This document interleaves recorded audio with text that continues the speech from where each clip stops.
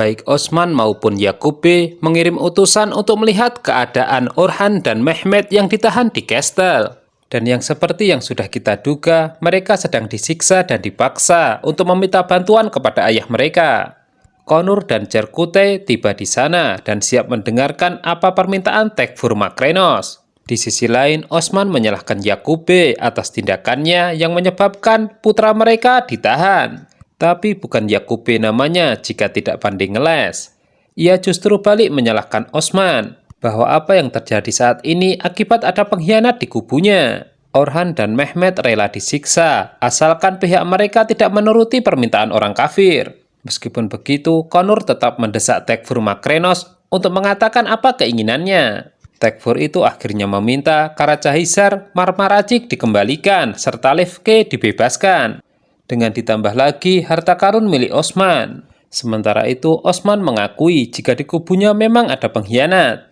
Akan tetapi semua itu adalah masalah intern, mereka sedang menyelesaikannya. Tekfur Makrenos melapor kepada Tuan Gera jika permintaan mereka sedang dipertimbangkan. Mendengar itu, Tuan Gera memperingatkan untuk tetap waspada. Sementara itu di kubu Hatun, Malhun Hatun dan Saadet Hatun sedang mengkhawatirkan putra mereka. Datang kemudian Bala Hatun yang meminta mereka tenang. Di luar, Alaidin dibantu Bayindirbe dan Faisal sedang mencari pengkhianat. Setiap prajurit diperiksa belakang lehernya apakah memiliki tanda. Gonca merasa takut jika terjadi sesuatu pada kakaknya.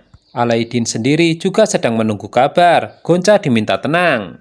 Demi menghibur gadis itu, Alaidin mengatakan jika ia yakin mereka akan kembali dengan selamat. Holovira yang juga sedang mengkhawatirkan Orhan bertanya kepada Alaidin apakah yang ia katakan benar. Alaidin bingung menjawabnya dan menyuruh mereka berdoa. Bayindirbe melapor kepada Alaidin jika semua telah ia periksa dan tidak ia temukan tanda. Namun tinggal satu orang yang belum mereka periksa, yaitu Faisal. Gonca dan Holovira saling menguatkan jika tidak akan terjadi apa-apa pada Orhan dan Mehmet. Cerkute menghadap Osman dan Yakube bahwa Tekfur Makrenos menginginkan pertukaran Orhan dan Mehmet dengan kastil Karacahisar, Marmaracik, Lefke, serta harta karun. Osman kemudian menawarkannya kepada Yakube sebagai sultan. Dan seperti yang sudah diprediksi Osman, Yakube menyanggupi permintaan itu. Jika sudah seperti itu, Osman pun ngikut. Namun ia memerintahkan Konur untuk ikut serta bersama Yakube. Selama di Sandra, Orhan dan Mehmet terus mendapatkan siksaan, sebab mereka lebih rela mati syahid dibandingkan patuh kepada kafir. Para Hatun akhirnya mendengar semuanya dari Cerkute, namun pihak Osman merasa tidak percaya dan tetap fokus mencari pengkhianat. Cerkute berpesan kepada Saadet Hatun bahwa Yakube khawatir jika Osman akan menggagalkan pertukaran ini. Seorang prajurit melapor kepada Alaidin jika Faisal tidak ditemukan. Saadet Hatun sedang menghibur Holovira. Dia sudah ia anggap sebagai putrinya sendiri. Ujung-ujungnya, Saadet Hatun menawarkan agar Holovira menjadi menantu. Malhun Hatun yang mendengar itu merasa aneh. Tiba-tiba Alaidin muncul dan mengatakan jika ia telah menemukan pengkhianat, dia adalah Holovira. Melihat itu, Saadet Hatun dan Gonca menyadari jika ini adalah permainan. Holovira tidak dijebloskan ke penjara, melainkan dibawa ke sebuah lorong dan dibebaskan. Malhun Hatun mengajaknya pergi karena Osman telah menunggu. Merasa penasaran dengan yang terjadi pada Holovira, Saadet Hatun mengajak rombongannya untuk pergi ke penjara bawah tanah. Namun di sana mereka justru kepergok oleh Bala Hatun. Saadet Hatun mencoba menggunakan kekuasaan suaminya untuk mengatur penjara. Akan tetapi Bala Hatun memperingatkannya jika di sini Yeni Sehir, dia adalah tamu. Dan tanpa ampun, akhirnya Bala Hatun meminta agar Saadet Hatun dan rombongannya dijebloskan ke dalam penjara. Mereka hanya akan dibebaskan jika sudah ada kabar mengenai Orhan dan Mehmet. Cerkute memiliki trauma di masa lalu ketika melihat jeruji besi.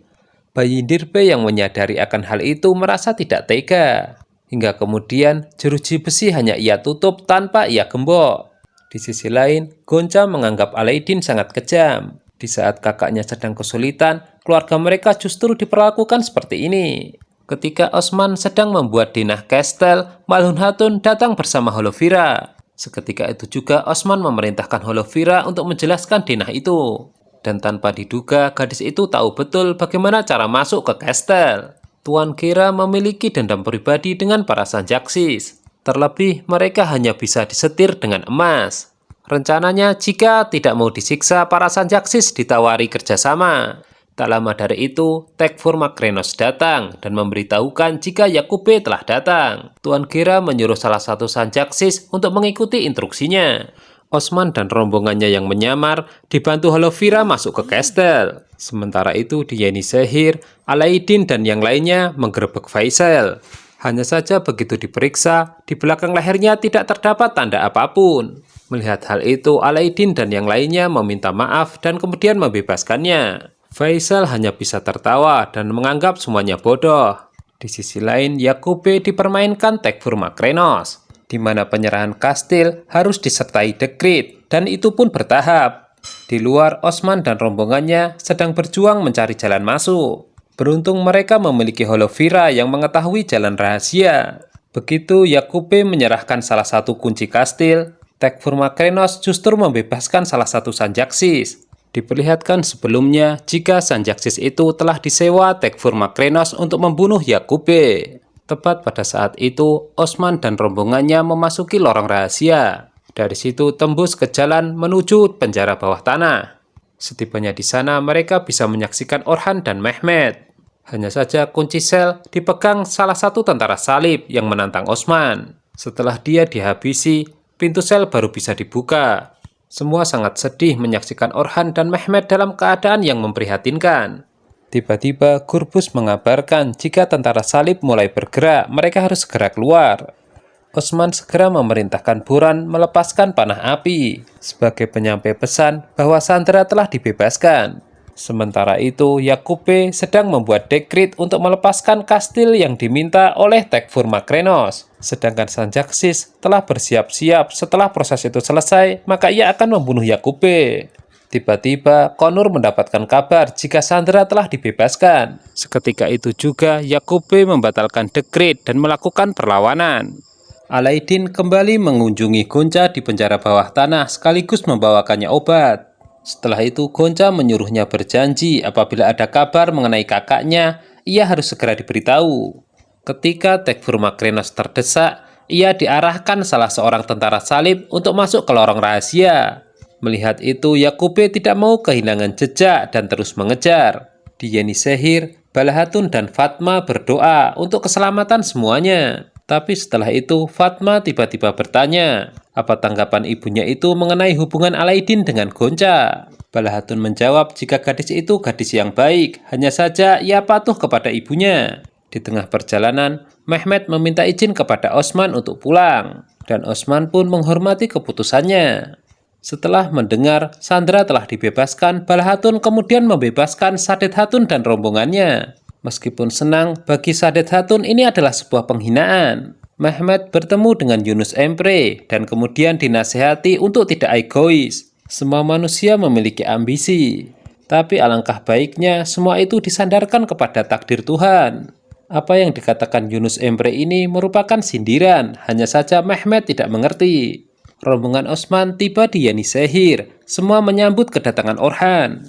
Tidak lupa Osman mengucapkan terima kasih kepada Holovira. Setelah ini Osman akan membuat rencana untuk Yakube. Di sisi lain, Mehmet juga disambut ayahnya. Ia menceritakan jika Kestel telah menyiapkan jebakan. Ia dan Orhan tidak menyadarinya. Sementara itu, Tekfur Makrenos tertangkap dan disandra oleh Konur. Diceritakan tentara salib yang mengarahkannya adalah Ayas, anak buah Osman yang menyamar. Orhan mengatakan kepada Holovira jika ia akan menepati janjinya, bahwa setelah ia kembali, ia akan membicarakan sesuatu yang sangat penting. Orhan mengatakan kepada Holovira jika sangat mencintainya. Tapi tepat di waktu yang sama, Fatma datang memberitahu jika kakaknya itu dipanggil ibunya. Orhan enggan menceritakan apa yang ia bicarakan kepada Holovira, tapi ternyata Fatma tahu. Sadet Hatun senang melihat putranya kembali dengan selamat. Ia lalu memerintahkan untuk memanggil dokter. Di sisi lain, keluarga Osman tengah makan bersama. Fatma kemudian nyeletuk atas kejadian tadi. Sontak Orhan pun panik. Tapi begitu Fatma menyinggung mengenai masalah pernikahan, Alaidin juga ikut-ikutan panik. Osman dan istri-istrinya sebenarnya tahu arah pembicaraan ini, tapi Alaidin kemudian mengubah topik pembicaraan. Apa tugas yang diemban Konur di Kestel? Osman menjawab jika ia sedang merencanakan sesuatu yang akan membuat Yakube menyesal. Sadet Hatun memberitahu suaminya bahwa selama putra mereka disandra, keluarga mereka dimasukkan ke dalam penjara bawah tanah. Mendengar itu Mehmet ikut marah. Menurutnya, sudah waktunya jika mereka meminta pertanggungjawaban Osman. Hal itu kemudian dibenarkan oleh Yakube.